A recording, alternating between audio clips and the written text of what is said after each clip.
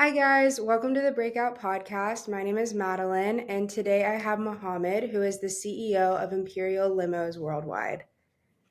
Hi, Madeline. How are you? I'm doing well. How are you doing today? So far, so good. That's awesome. So, how did you get into the industry with limos? Yeah, so I started as a driver. This was about 10 years ago. Um, and I started working for one of a very large provider. So this was right after college, a little bit. Um, I decided I needed to, you need to have income. I would come from an immigrant family. I was the oldest son, so usually that's how it works. And so I ended up getting a job. The company's name was Boston Coach, and they hired their own drivers. They trained them, and their vehicles. You just continue with the client, their clients. And so, yeah, 10 years ago, I had applied for a job. I got that job and I started driving. And I only worked for them approximately about 6 months. And then I saw how lucrative the business is. And at that time, this is around 2014. And this is when Uber was starting to get very big as well, right? It was getting more mainstream, especially wherever I'm from, New York City, and Uber had come into New York City around 2012, but by 2014 they were getting bigger. Um, yeah, so that's how I got started into it. What happened is that when I started driving, with the Boston Coach, what they would do is you get to kind of see what the pricing was. They would so the way they paid us an hourly salary plus a commission, right, which was the gratuity that they charged the clients. And I remember it was me and my brother. We started working there together, and we saw uh, what the rates were for like a transfer or an hourly trip, and we thought, why not try this ourselves, right? If maybe we might not get all the clients at that price, but even if we got it at half of that price, it would be a lot more lucrative. And that's how we started our journey. That's amazing. That's really interesting. So, did you start by buying a limo when you got into it? Um, so no, not really. So I started from like the lowest ground up. So what I ended up doing was, we worked there for a little bit, and we rented a car to start with Uber. Right, because Oh, okay. Uber's commissions was a little bit better. They would do a split, especially back in the days. Their splits was split were a little bit better. It was more lucrative, and obviously you get to have your own schedule. And just one other thing was, with the company, with that type of large company, there was a lot of wait time, right? And there was a lot of downtime. Basically, what would happen is, there would be, if a pickup was at 3 or 4 p.m., you would check in, you'd come into the office, get all the equipment and everything by maybe like 12. By the time, then you'd head over to the client, whether it was an hour away or sometimes, just to the airport, right? And you'd wait there for 2 3 hours, because they were very, in this industry, especially the luxury side of it, it's very important that the drivers are there well before the pickup time, just in case something happens. You never know, you could miss out on a tire. Well, then we would, if a tire got popped, then they would need to have enough time to then arrange another vehicle to come. And yeah, so I rented a car. We did Uber X for a little bit, and then, as time went on, we just moved on and upgraded the vehicles. There was a portion of our time where we had bought a couple of other cars, so they were just like smaller cars, like Camry, the Uber X's, and we rented them out to the drivers to have supplemental income come in. And one other thing that helped a lot was, my one of my uncles, he happened to be in the black car industry, or the limousine industry, for some time before, and so he was able to introduce us to some of his connections, and then we took it from there. That's amazing. That's really interesting. Yeah. So, have you seen a change in the limo industry over time? Yeah, for sure. There was a time where there was maybe 50 SUVs, which would be full-size SUVs, like a Cadillac Escalade or a Lincoln Navigator or a GMC Suburban. This is only like, honestly, 10, 15 years ago. I know it seems like a long time, but um, it's really not. I mean, I remember 2000 and I just got out of college in 2012, right? But now it's 12 years from then. I and so there may be 50 to 100 SUVs, right, that companies owned or some drivers owned themselves that worked for companies. And today there are more SUVs, right, in Manhattan, in the streets of Manhattan, or even in other city, in larger cities, than there are sedans. And these are 80 to $100,000 vehicles. Uh, and there are those types of changes. There's changes in terms of access. I mean, there was a time where only select few people, right, were able to afford car service, or even the companies themselves would pay for they didn't have many options. There was only a few providers that can provide luxury car service.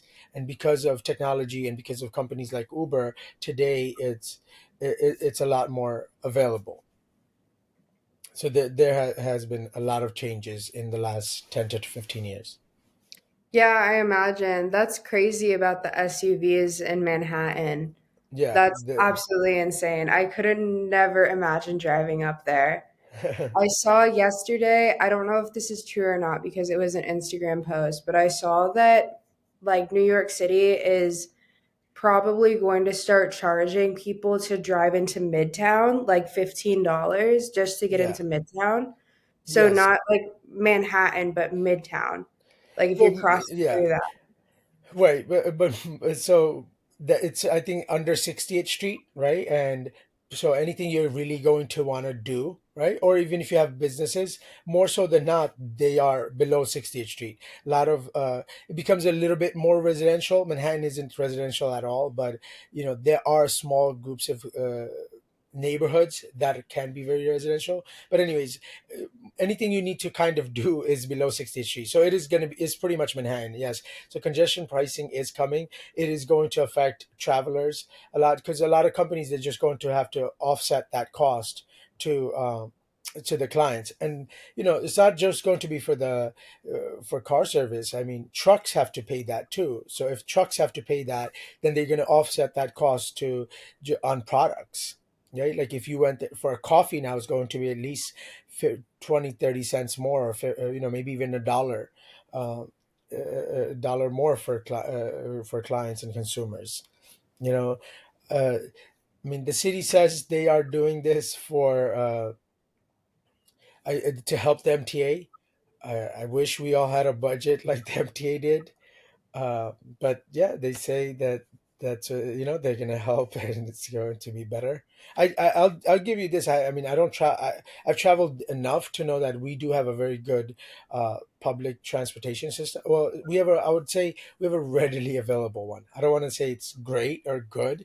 That's opinionated, but I think we have a readily available and one in terms of like the amount of routes we have and the options of, you really, if you don't, you can travel on foot to what places that you need to go, especially if you're in Manhattan or you're in certain parts of Brooklyn or certain parts of Queens, right? Like Long Island City or Greenpoint, Brooklyn Heights. These places you can walk to places. You don't need to drive. I was just recently at Florida. There's no way, right? Like you need to have a car. Every house has, if they have three people there, there's three cars. Hmm. You know, at least if you're in in the city areas of New York City, you could live without a car for sure. You could use public transportation, but that's what the congestion pricing is coming for. Is for the MTA. Okay, that makes sense. Yeah, I'm from Texas and everyone in my family had a car. Right, Like, and it was the kind of thing where it's like when I aged out, then my sister got the car I had, and it was just the complete circle. And that's how all the families were that I grew up with. Like, right. all the kids were always trying to save up money for a car. Like, I didn't have a car for 2 years and I had to save up my money so I could buy one in full when I turned 18. Right, because you just and can't get around without a car anywhere. true. I grew up in Queens, a little bit more residential area. I did the Mhm. same thing when I turned like 18 to 20. We wanted to we bought a secondhand used car because I just like the freedom of being able to drive. And just, I mean, we don't like public transportation. I don't think it's great. I think it's great to have. But that's not the best option. Like, that's not the option everybody chooses because they rather just drive themselves wherever they need to go. But you guys pay, I think, more tolls, right? Like, I think if you went on your freeways or your highways, every 5 miles or 2 miles or 7 miles, there's like those 50 cents, 75 cents, and now I'm sure they're like a dollar, 20 cents. Because I was when I was in Florida recently, that was the case. They were, every day you go out, if you went, and sometimes things are 20, 30 minutes away. Another town is 30 minutes away. I've seen, like, you on average you're spending $3 or $5 every day you go out. In New York City, that's not the case.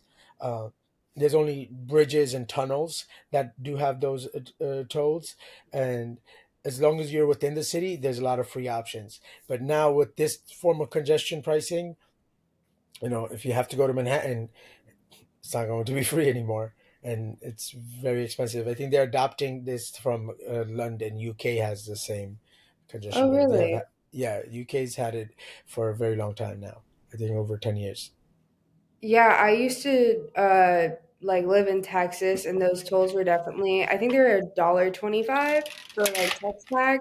And then if you were driving to Dallas, it was a good amount of money. But being in Philadelphia now, I tried to drive up to New York City to get my friend, and it was like $70, I Yeah, think. And then I right. got hit with the New Jersey Turnpike Yeah. Easy Tag fines too. So I paid like a good $400 to get to New York Oh, City in a car no, no, because no, of no. all the fines.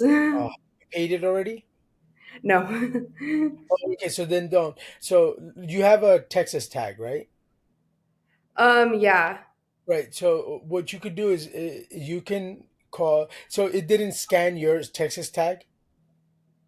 Not for the Easy Tag in New Right, right, Jersey. right. So, but like your car, right? That you don't have like a Philadelphia Easy Pass. Mm-mm. Oh, okay. You could call, right? Because those fees you shouldn't have to pay. You shouldn't have to pay for those fees are just absurd. That's, I think, their margins, right? Like that. That's where they make their money, and whoever they can get that from, they do. Because you'll see, it's like a $3 toll, but it'll be $30 or $100 processing fee. I think maybe if you call them and say, "Hey, look, I'm from Texas. I was over here, so I didn't have the tag. If you could please waive that," they would just waive it. And if you had I think Pennsylvania, New Jersey, Connecticut, New York, they all share they all call their Easy Passes different things, but they share it the same. Like, I have a New York City Easy Pass, and if I go to New Jersey, or I go to Pennsylvania sometimes too. Right. I used to have a sister that my sister used to live there. So in Philadelphia, she went to school there and worked there. So we would go there at times. We don't have a Philadelphia, and so on the way you would have to, but it accepts this Easy Pass because I mean, the tri-state is Connecticut, New Jersey, but Philadelphia, Pennsylvania kind of gets added as well. So yeah, if you haven't paid it, just call them and let them know that you're from, like, Texas, and then they'll waive it, and then you just pay the toll. Okay, good to know. I already paid the toll. I just need to pay the fines. That's Yeah, my no, issue. just tell them that. Yeah, those fines are absurd, right? Like, the $400 is like a year's worth of tolls, or at No, least six. it's literally like when I saw that, I was in disbelief. Like I got the mail and I was shocked. Like it's not that much in Texas because Texas is automated everywhere that you go. So whenever you drive, it's just automatically billed and it's just cheaper if you have like an easy pass for Texas, which is called a text tag.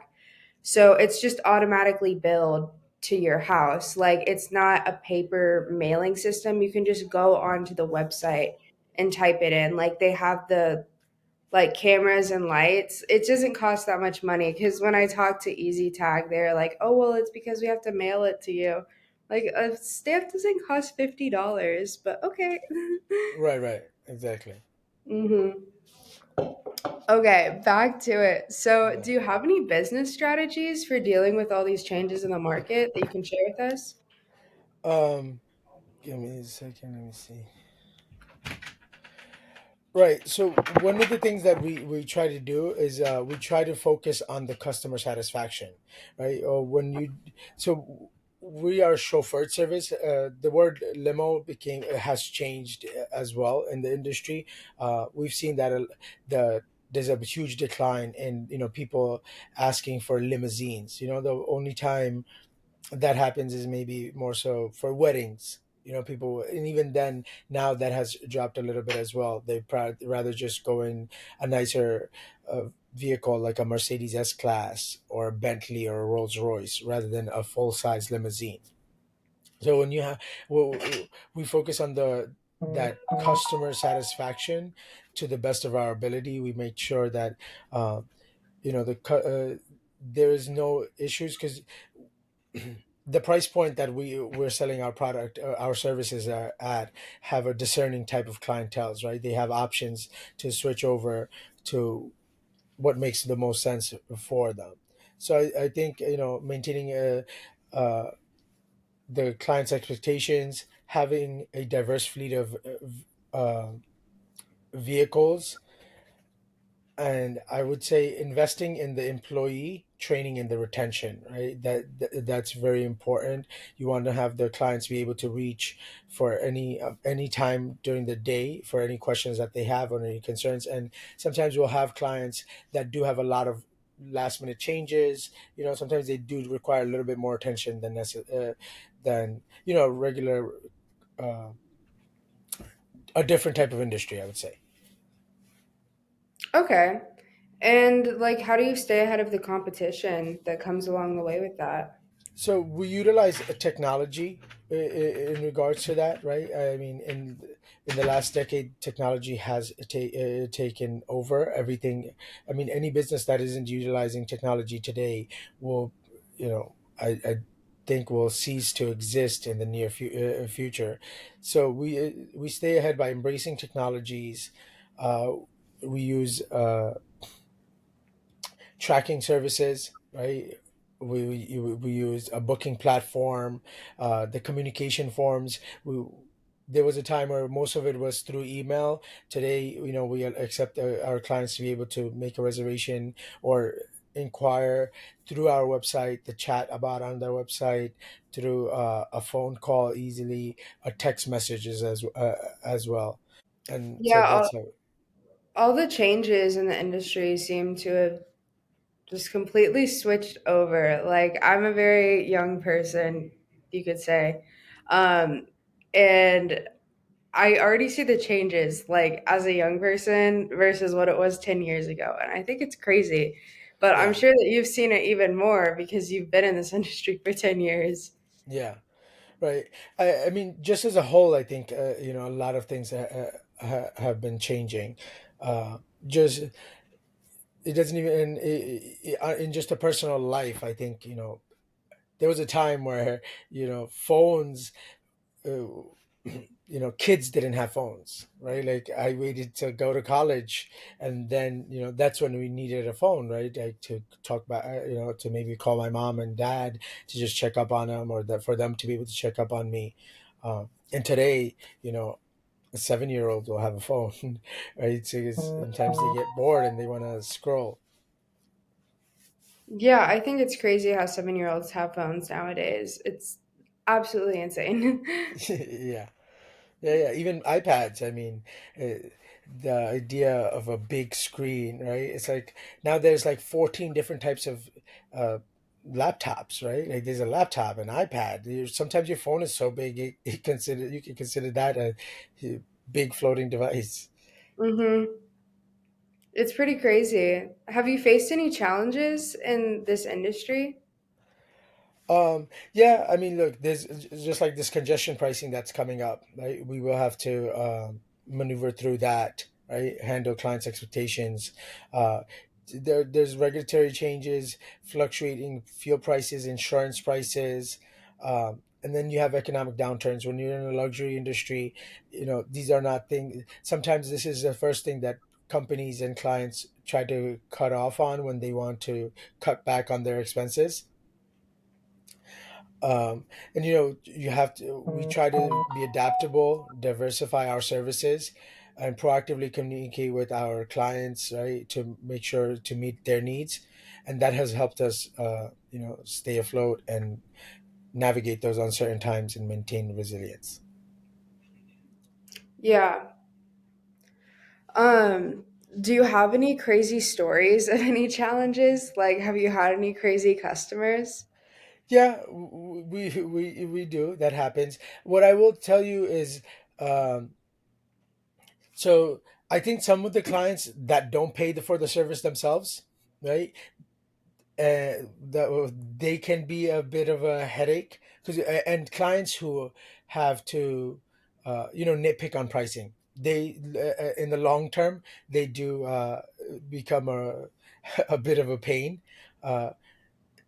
because I don't know. I mean, I think some people don't have their expectations correct. There are certain, we have clients that uh, you know they'll pay close to $500 for an airport transfer in an SUV. I'm not talking about getting them like a unique type of vehicle, but some of these SUVs, that SUV is over $100,000 for sure, right? Like we'll sell them a year old Escalade, and these Escalades right now, especially during 2021 and 2022, they were selling for $15,000 over market price, over, right? So like the manufacturer would sell that, say, hey, this car we're selling for $90,000, and if you when you went to the dealership, they're like, yeah, well, it's 105. If you don't get it, take it, somebody else will take it. They were moving like hotcakes, right? And so that type of vehicles, and they won't complain, and then you have somebody who has just a regular airport transfer, maybe it's like $200, right? So we recently had a client. This was I think it's a celebrity or something, but it was a production company that was covering the cost because that's their client. And so they told the driver, this is and this happened in New York City. We have stories also, maybe like LA, and in because we do it worldwide, our Oh, you services. do it worldwide? Yeah, yeah, our Oh, okay, services. good to know. Yeah. So, so one of our clients, this happened, I think, like 2 weeks ago. I got saw an email, so I talked with the team. I said, "Hey, let's address this. Let's figure out what was the issue." So the client told the client's bodyguard. I guess he had a bodyguard, and he was like, "Oh, come now. We're gonna be ready to leave." And this was, I think, on Fifth Avenue or Madison Avenue. And New York City has been getting rid of a lot of car lanes, and they're putting bus lanes. They're trying to be more. Walker friendly or whatever. They're trying to make Mhm. it more like European style streets. So if it's a bus lane, you can't stand there. Like you have to drop somebody off or pick somebody up and go. And they even have like if the bus comes, they have the camera. They can press a button and then they take a ticket. They can give you a ticket. The ticket will come to your house, $150. Or yeah, it's $150 on a bus lane. And this is like without a cop being there or anybody. Yeah, right. Like New York Whoa, City, that's crazy. I've yeah, has never been. heard that. Yeah, I actually saw the other day. Like school buses. You know how they have the stop sign that comes out if they're dropping Mhm. kids off. So this person ended up getting a ticket. Like that school bus has a camera apparently, and it took a picture of this person and sent $150 ticket, $250 ticket to their house because they were on the other side, and they apparently the person. Said, like, oh, I didn't realize. I think I was a little over occupied with something. I didn't realize their stop sign was out, and I went because there was nobody in front of me. There was nothing in front of me. I went. The bus was on the other side, but it had the stop sign, and so they got a ticket. Like that bus took a picture. Anyway, so the driver was there. He came. Now the client isn't out. So they needed more time. Apparently a cop happened to show up, and he was like, "You can't stand here. Go." So he went around, came back, right? The cop was still there. So the guy's like, "What are you doing back here?" So then he's trying to explain to the client that, hey, listen, I was there, I'm there, but you guys are taking a little longer. Just let me know when you're ready to come out because I can't stand here. It's a bus lane. There's no stopping lanes. And these are some of the changes that has happened in the last, like, honestly, 5 years, less. the right in the last from like 2018 onwards or 2020 onwards, they've just been taking streets and then converting them to bus lanes or lowering the right. They've been putting bike lanes. So like Manhattan is not, they're not trying to keep it where it's like, oh yeah, cars should just roam around this city. It's like if you have no business being here, then don't be here. Uh, anyway, so he ends up getting a ticket because the third time he comes around, the cop is like, okay, since you won't listen, and so he got $115 ticket. Then the client complains, because I think the driver had mentioned, he was like, oh, I tried to come, right, but I got a ticket too because when you told me that you're going to be here, you took a little longer. Right? That's fine. And then the client complained to their booker, and then the booker reached out. And then when the booker heard the whole story, they were apologetic. They were like, "Look, it's a client. Unfortunately, we can't do anything, but I'm more than happy to cover the cost of the ticket." Uh, and we said it's okay, like it happens, right? Like we do set those standards to clients at times, where it's like certain parts of the area, because we don't own these streets, we can't do whatever we like, and that type of thing will happen in airports too. Some clients are very nitpicky. The airports have their own rules, especially when we're outside and we're trying to get in. It's a lot different than when you're trying to go for the flight, right? Because the airport makes its money on that. It's not making a tremendous amount of money. I mean, they do charge a decent amount for parking now, so they do make money on us waiting, but they have their rules that you have to follow. We don't own the airports and we don't own the streets of Manhattan. It would be nice, or if the clients could own it, then that'd be great. Then there'll be no Right. no issues. Yeah, It's yeah, pretty shocking how expensive parking is up here. Like coming from Austin, which is a driving city, it's not nearly as expensive for parking in Austin as it is up yeah. here. Like I The, have to budget in parking when I live up here. Like I have to right, pay 200 a month on top of my rent just yeah. for parking. Right. There's cities. So that's one thing I love about like other cities. I haven't been to Texas yet. Or one of my goals. I mean, I do want to go. I want to visit. I might even want to relocate. I just like the idea that you guys, well, when you were there, you can go to restaurants, have parking. Like Mhm. everything has its own designated parking, and it's not crowded. Like it's not like you have to sit there at the parking lot wait for people to leave. Anything that's here that even has a parking lot, you wait. There's already 50 cars, and then God forbid you go, you go to try to go to a restaurant, there's no parking. It takes you another 15-30 minutes Or a sometimes. 2 mile walk. Yeah, right. And I've it's, done that. I've walked like a good 40 minutes to get to a restaurant just yeah, because of parking. yeah. And people have, for some reason, are just, they're like, well, what are you gonna do? I don't know. I'm gonna move because Well, Austin would be a great market for your company, quite honestly. There's so many bachelor and bachelorette parties happening there right now. It's a huge bar scene. yeah, yeah. So it's a lot. Like I wouldn't see limos as much, but I'd see nicer cars just like for bachelorette parties, like with girls out the window and stuff like Right. that. So those are the party buses. We have done that.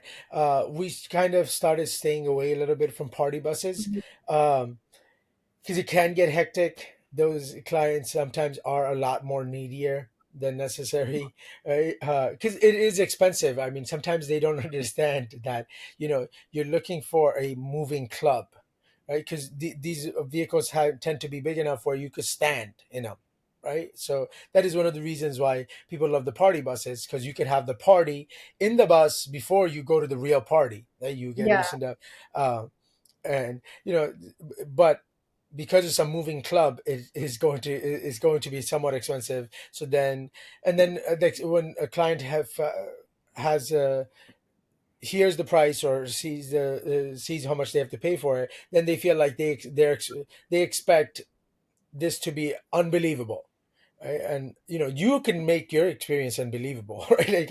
Like this vehicle itself can't make you unbelievable, right? Hmm. If you're not fun, the vehicle is just as you know, it's just a form of a transportation. You can have a great time in there, but you know, you also have to be respectful. So with that, I mean, we have done that. We do that. We have sometimes clients that inquire for it. We don't usually turn them down, um, but it's something that in our business model we've stayed away from a little bit. But there's a lot of you know, look, Texas has, you know, Houston is still is a big market, and it's I don't know if it's still, it took over Chicago as the third largest city, but there's a lot of business to go in Houston, Dallas. These are, they have large airport hubs, you know, Hmm. and they have a lot of corporate travelers. They have there's a lot of old money in those two cities, right? Austin has this Dallas new, especially, yeah, yeah, the oil money Austin is is, new money, but Dallas is old money. Like yeah, every time I've gone to a wedding in Dallas, it would be like a 30-person wedding, like hardly anyone there. right, And every single person is dressed in head to toe in designer. right, Like right. every wedding I've been to out there, or a funeral, all the funerals too, like people are head to toe in designer, and you're sitting there and you're like, Somebody what just is passed their going bill. Yeah, on? yeah, yeah. And you'll see like some new money, they're not used to this type of service, right? So then they have complaints, or they'll Mhm. have quarrels, uh, you know, or I don't know, they have these expectations, because now it's like, oh well, I make money now, I can afford this, so now bow. So, yeah, Mhm. you know, this service has been utilized for hundreds of years. Some people are just used to it. They you know, we have some clients that they just care about getting dropped, or just being timely, right? Like just not having to worry. That is the service that we sell, right? Like is that you don't, once you inquire or you make a reservation, everything else gets handled for you, right? Like you don't have to worry about, is the driver coming, oh my god, is it, what type of car is going to be. No, we know, if you selected a vehicle, we told you what type of vehicle, and that's the type of vehicle that will come in all parts of the world, pretty much, right? Sometimes there'll be a difference in the sense that it's like, you know, like in European markets, they don't have Escalades. They just, you know, they don't. Some markets of you in Europe have them, some of them don't, right? But what we'll do is we will get a, we use over there, their Escalade is equivalent to a Mercedes Viano, right? Which is it's a big, it's like a van type, but it's Mhm. nice. It's nice. It's equivalent. That's what you'd be able to expect. And you know, our systems automatically give emails, text updates. The drivers are instructed to, you know, when you're on location, you text the client directly, let him know where your whereabouts are. If it's a point of interest, like if it's an office or something, obviously you're going to be in the front, so you could just let him know that you're there. When it's airport, you give him instructions like, hey, you let me know once you have gated, right? Or you're at baggage claim, I will head over here because, you know, I have to keep going around. So I want to meet you at the same time you're going to be coming out. I will be at this pillar or this number. You know, each airport has their own number systems and door numbers or pillars. Sometimes they don't have door numbers, they'll have like numbers on pillars. Mhm. Whichever way works, and the driver would communicate to that client, so that way, you know, when a client lands, he's already getting that text. You know, when the person is in the middle of the meeting, they're getting a text that says, you know, I'm here. Now he doesn't have to worry, right? Like when my meeting is done, I will go to the car, right? Even if my meeting runs late, right? The driver doesn't leave, right? Until we get a clear no, answer from our clients that states like, okay, you know, change of plans, or I don't need it anymore, right? We don't release the drivers. Right? We try to attain to, and that's something that old money or people who have, you know, you are used to this service. They're just, that's it, that's what they require, honestly. Some, yes, some clients, they also require the flashy cars. Don't get me wrong, we have some clients that only want to be driven in S classes or Escalades. That's Mhm. it. And then yeah, that's what we provide for those clients, right? Like the only Mercedes S class. Yeah, you definitely see a lot of those people in Texas, though. Right. Um, there's very much a difference between Dallas and Austin, and then Yeah. Houston is also kind of its own area. But I think you're right. Houston's definitely, I think, in the top three of Yeah. largest cities. Like people are always so shocked at how big Houston is and how big DFW is. It's huge. It's like the size of like Delaware, Pennsylvania, Connecticut, New York, like all Yeah. combined. Yeah. It's like Yeah. the tri-state area. Like we have two tri-state areas in Texas. It's Yeah. Yeah. absolutely insane. Yeah, I think it's like what, an hour, 2 hour drive from Houston to Dallas, or is it longer? It's like I three think hours. from Houston to Dallas it's longer. I know like Austin distances because that's where I lived. Okay. So Austin to Dallas can be like 2.5 to 4 hours. Oh, It just depends like what area of DFW you're getting to. If you're trying to just go to downtown Dallas, then it would be like 2.5 hours. okay. But outskirts, it just depends. And then for Houston, it can be 2 to like 5 hours. Again, it just depends like what area of Houston you're going to because it's so big. So if you're trying to go to like the far end towards like New Orleans or like Louisiana Beaumont, like it can get up to like 5, 6 hours sometimes Yeah. with But traffic. Texas is huge. Listen, I think it's like the third largest state in America. It's the second largest. I think, yeah, it's the second largest. It Okay. goes Alaska, Alaska, Texas, Texas, California, California. Montana. Okay. Right. Yeah. Wow. Yeah, yeah. So, even New York, right? It's a small state, but like from New York City to Buffalo, which is the end, um, it's a 8 hour drive because you go at an angle. But I can't imagine Texas. Like one side, one part of Texas to the other part of Texas, like just vertically, it's like maybe 15, 20 hours of driving. Oh, yeah. No, for sure. And it's like if you go on a road trip in Texas, like the first day of the road trip is just driving out of Texas. Yeah. Like when I drove to Philadelphia, the first day was just getting out of Texas. Texas. And then I Yeah. finally got to Louisiana and spent the night. Yeah. Like I just drove to Louisiana to like feel accomplished, like I got out of Texas, but it still takes a while. It Yeah, took a for whole sure. day. Yeah. Do you see any new services, markets, or technologies that your company is looking into and they exploring in the future years? Yeah. So I know a lot of people are going to the autonomous vehicles, uh, or electric vehicles, I would say. Autonomous vehicles, I'm all up for it. That'd be great, I think, because then you don't have to deal with the drivers. But in our type of industry, I think there would be a discerning for there's always going to be clients, maybe less, but there's always going to be certain clients that want that human interaction, right? So like you look at fine dining, right? Like it hasn't changed in a couple of 100 years. It's pretty much still the same. They want to have people that around that are able to see the little intricacies of how to make that experience a phenomenal one. And I think that will still stay with ours. But what I'm looking for more so is how to integrating more services to our industry, right? So the type of clients that we cater to, they're the same type of clients that utilize five-star hotels, private aviation, and luxury yacht charters. And that's something that those are the verticals we're trying to move into as well. This way we will be a full service concierge, right?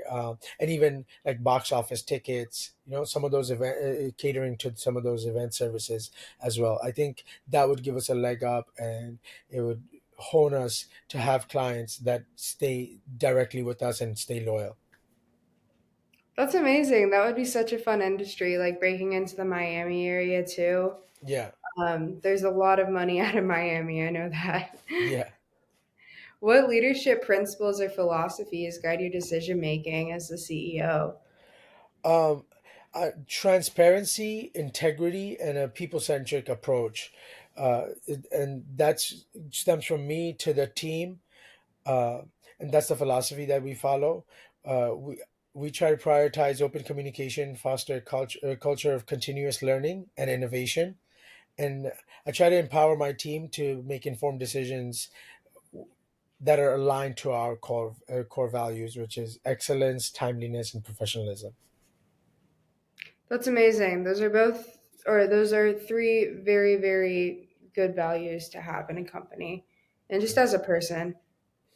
Um, for individuals to enter the transportation industry or start their own business, what would you give advice for? This industry, if you're trying to get it, so if it's going to be like concierge or like the luxury type, I would say you would have to start working in it, right, to be able to garner a lot of relationships, uh, and meet some of the right people, and that way build your connections, because it does take some time. It does take a while, because there's only a select group of people that utilize this type of service, and everybody is competing for that subsect subsect of people, and they all pretty much already have their suppliers and vendors.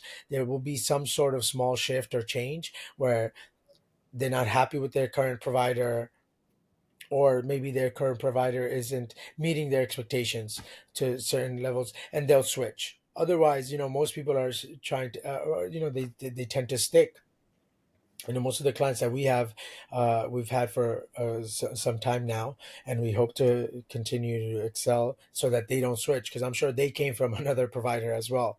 We're not making these new clients. So to get into this industry, I would say, you would have to start, maybe get a car yourself, drive, or work for a company to get to know the ins and outs of it, and then just keep fostering relationships with the right people, and that will keep it to moving up. So, would you say that you would need to get your degree to be in this business, or that your degree helps you at all, or did you do all of this just learning No, as you go and like yeah, I did networking? this learning as I went, right? Most of the people that I know that are in the industry did the same. And you have to understand, it's not the most, it's not something people are like dreaming of. Oh yeah, that I'm going to own a luxury car service. I didn't. I certainly didn't. I just fell into my. I started a job. Then I was like, if I'm going to do this, might as well.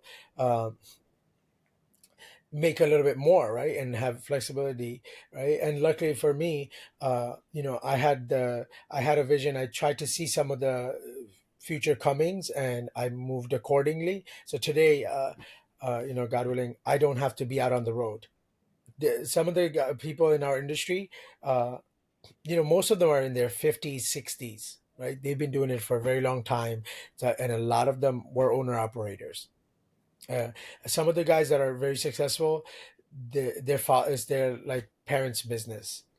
It does take a very long time to garner uh, strong relationship with certain clients and to keep growing your client basis. This is one of those industries I don't think you could just come in and just take over.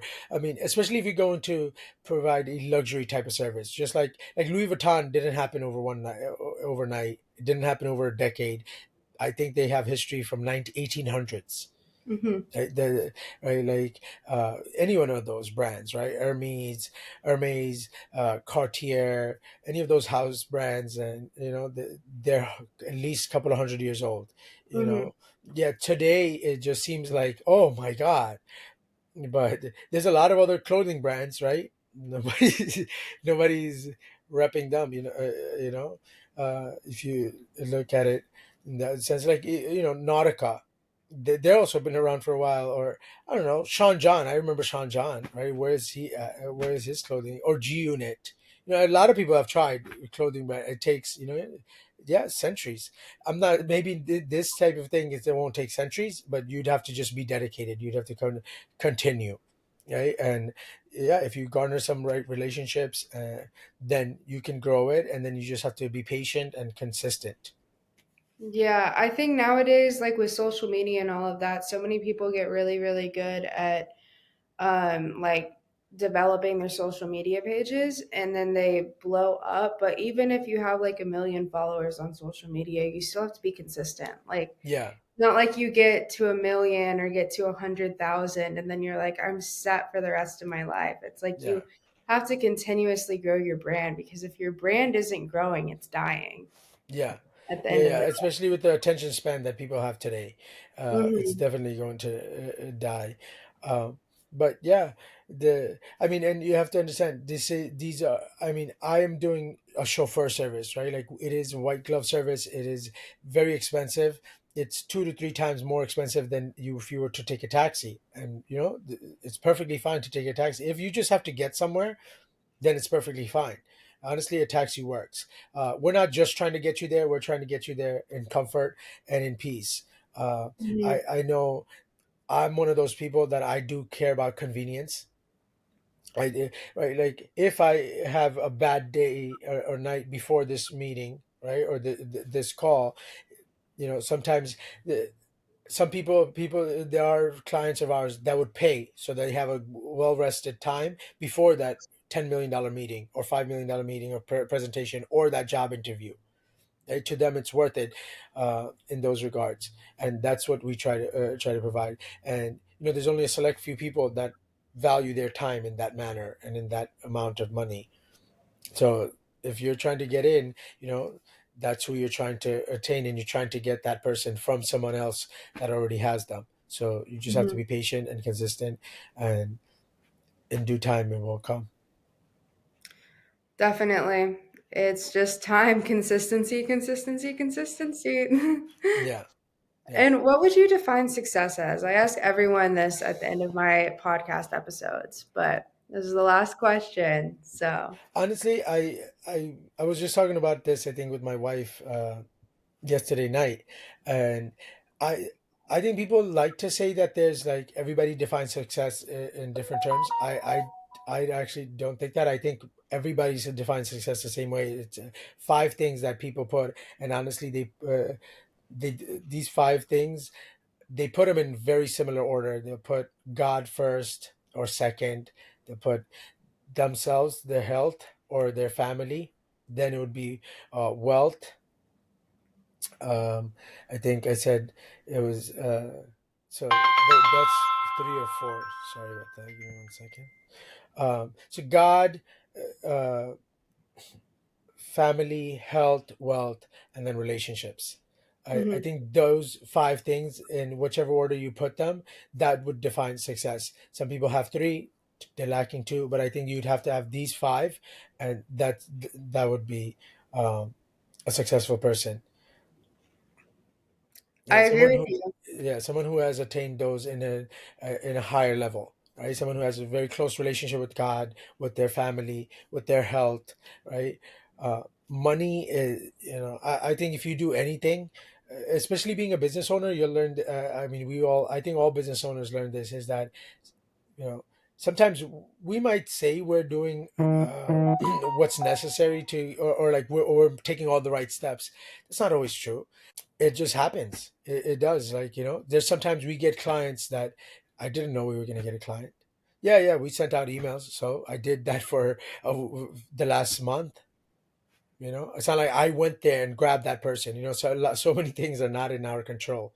A lot of business owners know that. Like, so many things are not in our control. But if you just stay consistent, and that happens with everything, like, your health, you're not always going to make great decisions. There's going to be times where, yeah, you're going to eat something that you weren't supposed to eat, or you were too tired to go to the gym, or whatever. You made an excuse, but what matters is this being consistent, right? Like, and Mhm. making sure you just make up for it, and that in all those aspects, because sometimes you'll have money, and if you don't have family, and right, like, and you don't have relationships, it's just meaningless. It really doesn't matter. Like, you if you're the only person on vacation, nobody wants to be a billionaire and by themselves.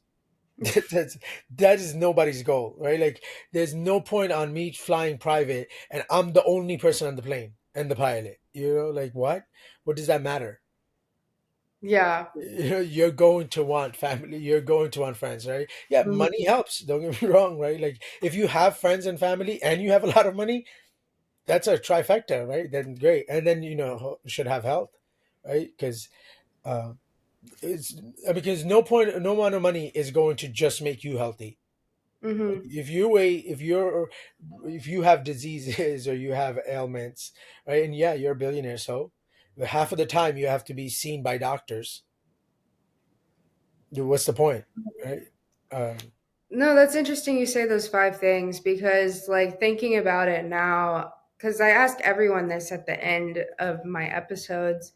You're, I think, the eighth person I've interviewed so far. And out of all these people, like, those are five of the things. Like, pretty much they yeah, say like a combination of it, or maybe like one or two of those items. But I think it's all kind of based off of that. Like, especially if they're parents or they're in a relationship, it's like, is my wife happy? Is my husband happy? Are my kids happy? Like, are they okay? Is there a roof over their head kind of thing? Yeah, And is my business growing in money? Like, is it growing in revenue? And if that's working, are my clients good? Like, it's all about what you just said. yeah. I mean, look, uh, without those, I think as a human, those are the five attachments we have. I don't care who you are, where you come from. I believe that, right? Like that's it can be seen as an opinion, but I think every single person is attached to those five things, Hmm. and honestly, those five are in very similar. Like you'll interchange God, religion, one or two, but it's not going to be four or five. Most people are not going to put God four or five. They're going to put one or two. They'll either put right. Health will be health. Health or family will interchange between two and three. You know, and you look at money, wealth will come on like fourth and five, or like three to five. Right? Say that varies, but so we all pretty much want very similar things. Yeah, in smaller aspects, like small aspects, it'll be different, but in the bigger scope of things, we want the same thing. Everybody wants to have good relationships, and that's for friendships, right? Like friendships, and be a person that people like to be around. But everybody wants their family. They want their family to like them. They want to have a good family. I mean, even today, people are still getting married and wanting to have kids, Hmm. even though social media does not promote that to that extent, right? Like, because it's promoting have you the best your best life. Even then, for the last 5,000 years, people, even if people can't afford kids, they still have kids. Why? I've had conversations with the people, and I said, if you don't make really good decisions today, maybe you should opt out on having kids and just enjoy life. The money you make, it'll be very easy for you and your wife, if she works as well, to enjoy. You know, I just went on vacation with my, I think I told you. So I went with my wife and my sister-in-law. They have three kids. You know, listen, traveling with three kids, that's three extra tickets. You got to get a bigger car, right? Then half the time, and the kids are young. They're all under 5 years old, or 6 years old. So they need a lot of time and attention. Either one parent is giving them and one person is taking a break, but you got to swap. Your whole life changes. I actually one time drove a CEO, and he told me something that I still remember to today.